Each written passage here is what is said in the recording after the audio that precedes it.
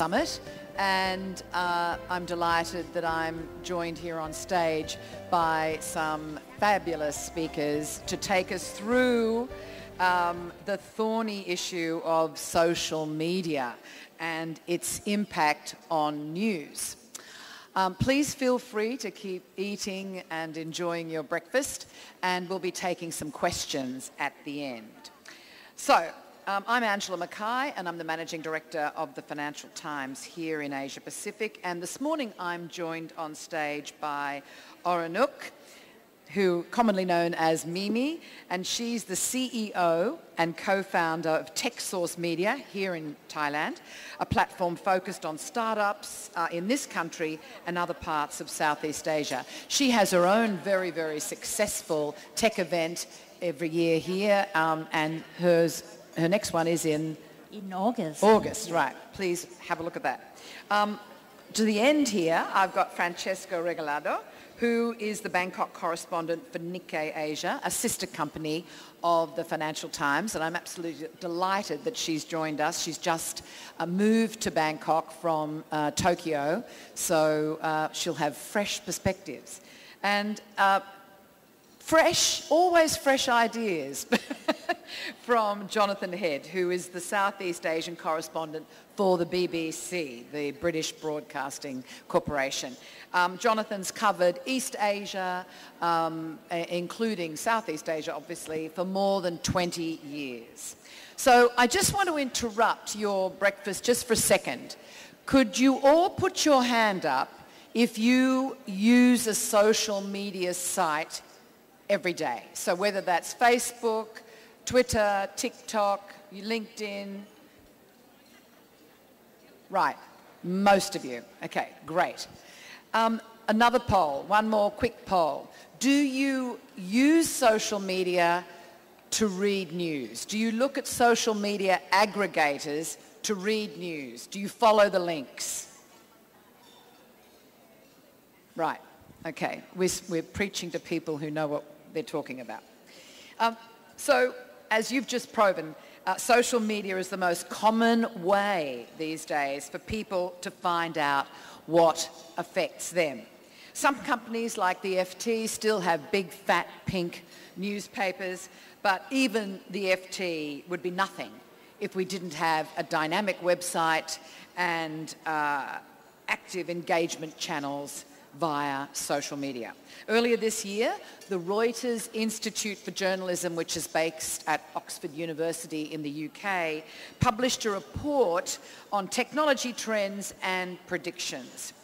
Reuters highlighted the growing power of the creator economy, pointing out that celebrities and influencers are taking attention away from traditional news media. Overall, the report says consumption of online news has fallen quite a lot over COVID, and particularly in some countries like the UK and the US. That's, of course, after the turmoil of the Trump era. Not so for platforms like TikTok, which, according to Reuters, reaches 24% of under 35s, and 7% of those people use it for their primary news source. So, I think that we might turn to Jonathan to paint a little bit of a picture about this ecosphere and, in your experience, how you've seen the rise of social media and the way that it is cutting through traditional news media. Thank you very much, Angela, and thanks for having me here. Sorry it's so early for all of you, but for quite a heavy subject. So, well, as you can see by the look of my hair, I'm obviously the oldest person on this panel. I'm actually old enough to remember when there were typewriters in newsrooms when I started my career in journalism back in the late 1980s. You know, I remember when fax machines were a novelty. And in my business, which is broadcasting, we had an enormously privileged position. To do video news, we used to call it television news in those days, and radio news, you needed very expensive equipment. You know, the cameras that we used cost about $30,000. You needed very highly trained people to use them. They weighed a lot too. You couldn't run around with them. It was a barrier to entry. Those people in the mainstream media, as we call it now, the term wasn't used back then, had effectively a captive audience for news. And the thing we need to remember about how news was consumed was it came as a package. So, for example, in television, my company, the BBC, people watched the BBC's news programs not because they really loved news, but because it happened to be on when they were watching other programs in the evening when they sat down for what used to be a family ritual, which was to watch TV for a few hours at night. Likewise, in the mornings, they would listen to the radio. They would get their news from a newspaper, but they might prefer the consumer section, the lifestyle section, the review section. But the news was there, it was part of the package, it came in the paper you had, and so people consumed news. That's one of the big changes that we're having to deal with now. The social media revolution, the information revolution, has utterly transformed people's options. You don't have to have your news as part of a package now. You can get whatever bits of information on whatever subject you want instantly on a phone, and news doesn't have to be a part of it.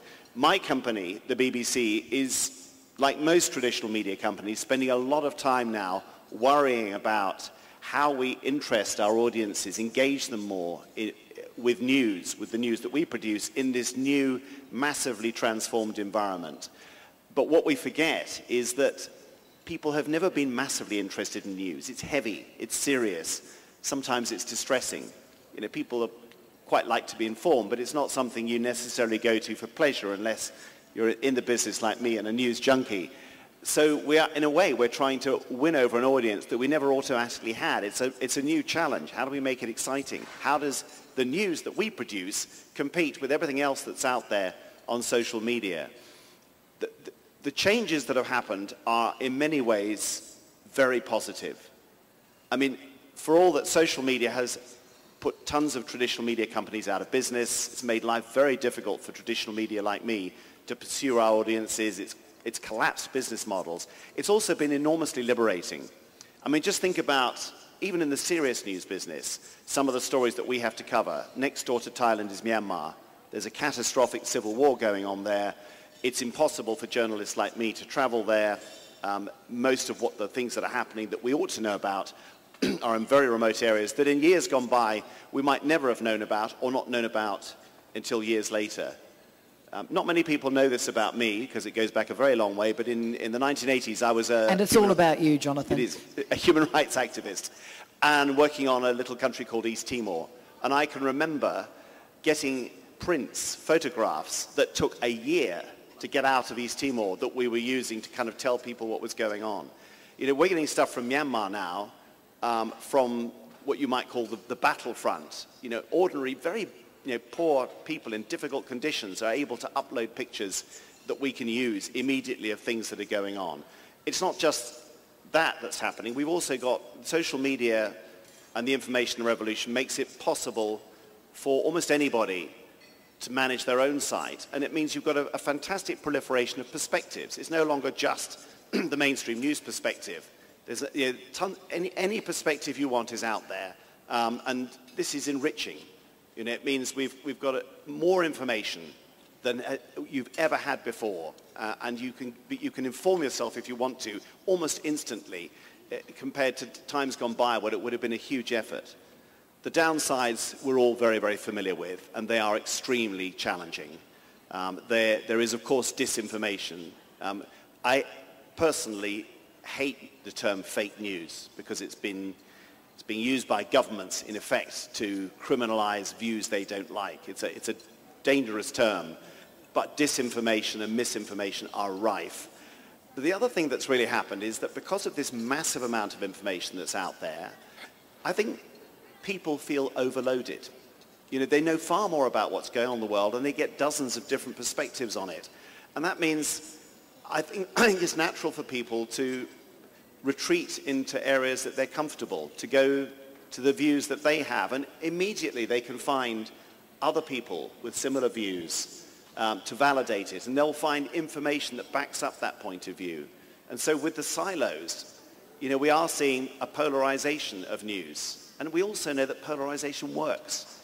I mean, think about the successful traditional news channels. You know, Fox News is the most successful news channel in the United States because it takes a very strong point of view. And the other mainstream media learnt during the Trump years that they also, by in effect playing to their bases, giving their one point of view, that the news coverage of the kind they wanted, would give them a dedicated base, and that would improve their business model. People would stick with them. They would get better advertising. People would subscribe.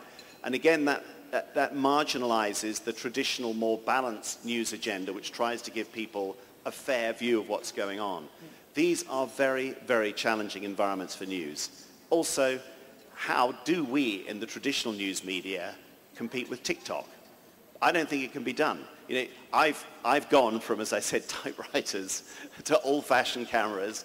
You know, I remember the first uses of the internet in the 1990s and how exciting that was. The BBC has experimented with Facebook, Twitter, Instagram, every kind of social media. But there are probably some forms of incredibly successful social media today, like TikTok, where it's almost impossible to do anything that looks like news. And yet, I'm sure we'll be asked to do it.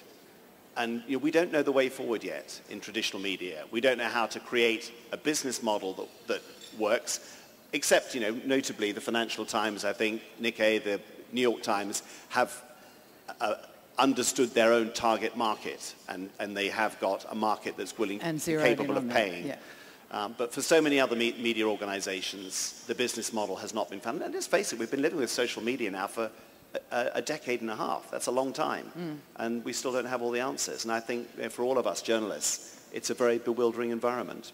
Thank you. That's a great scene setter. Now I'm going to go to you, Francesca, because you're a millennial journalist. You don't know a media scene that isn't permeated without social media, right? You've grown up that way, and you've come through Columbia Journalism School. So you've learned about journalism in all its new and different forms. I mean, how do you weave social media into your work? I mean, do you find that it's more of a help than a hindrance? And how do you tell fact from fiction? Good morning, everyone. I realized something yesterday. I joined Twitter in 2009. 2009? Yes. I'm 26 years old, so I've been on Twitter for half my life. That seems like a huge waste of time. But actually, I checked my stats this morning. I've only spent 1 hour on Twitter this whole week. That's because this conference is so interesting. Yeah. Yes. But I've spent 10 hours on Instagram. 10? Yes.